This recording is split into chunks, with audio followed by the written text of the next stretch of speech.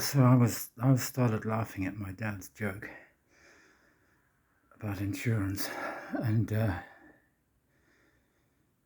and then I felt terrible because I made friends with a couple, elderly couple. I walked past their house, which is near the RNOH, and we call them D and L, and he D is he, and he has cancer and he's undergoing chemo, but it's just tablet form. He takes them every other day, and he can't do much, so I helped him with his garden. He's got a lovely little garden that he designed. He did it really well, but he can't maintain it, and I've been helping him. I didn't want to do it for money. L made me a cup of tea and a sandwich, and I had a really, really nice couple of hours gardening, weeding, not doing anything fancy, and cleaned out the pool pump area by the side of the house and raked the gravel, swept the place a bit, and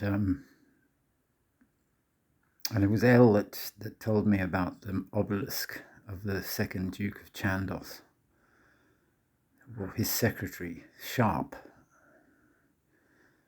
who put up the obelisk, and which which mentions St Albans and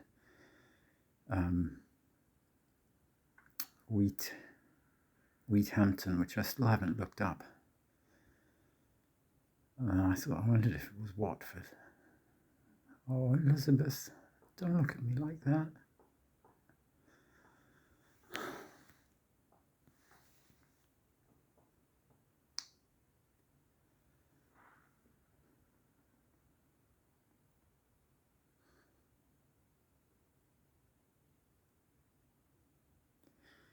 And I went along the third time, and David just said that I lost my wife. She died.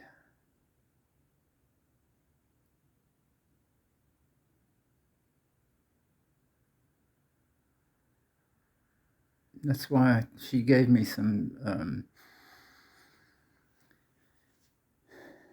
She gave me some fuchsia.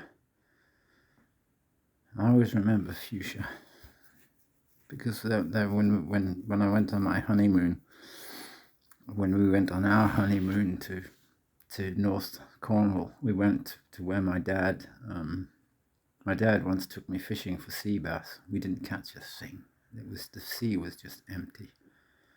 But it was a beautiful cove, and I can just remember what it would feel like to catch a sea bass. I never caught a sea bass, but we went to, I can't remember the name of the cove in North Devon, but that's where, and I remember reading fishermen's stories that if you didn't catch fish, you could always put on a spoon and spin for mackerel, and you would always have something to eat.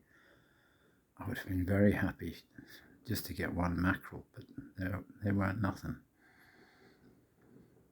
But that was the only time we went fishing in England. But I remembered my feelings for my dad when we were fishing were just completely different. When we were cycling, there was nothing doing. But he was the boss of the fishing.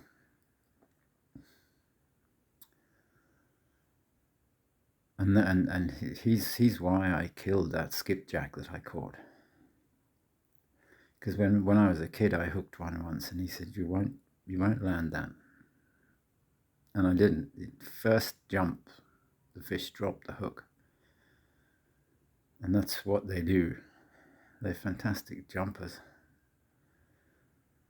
But this one just came right in. He gave himself to me, and I left him to die on the bank, and I caught a grunter, huge grunter. Grunters are great. They tail. They feed in shallow water. They're bottom feeders, and their tails flap in in the they don't feed in very deep water, so you can actually hear their tails slopping as they feed, and you can throw I was fishing with bait. I wasn't up to any kind of artificial lures, but still. And I took the grunter and the skipjack back home to show my granddad, Neil Forbes Grant. And Neil admonished me for not cleaning my fish at the river. And the truth is because I'd caught so few that I didn't know. But when my dad and Jebs used to go fishing, they used to bring in hundreds. They got photos of them. They probably emptied the sea. So anyway, that was a happy memory. And so when my granddad died days before our wedding, and I was pretty upset by it, but we went to this this place, and we went the honeymoon, which was as honeymoons go, it wasn't exactly successful. And but there were lovely fuchsias outside, and it was a nice guest house. It was a nice calm time, and time to think about, I don't know what I thought about. Hooks.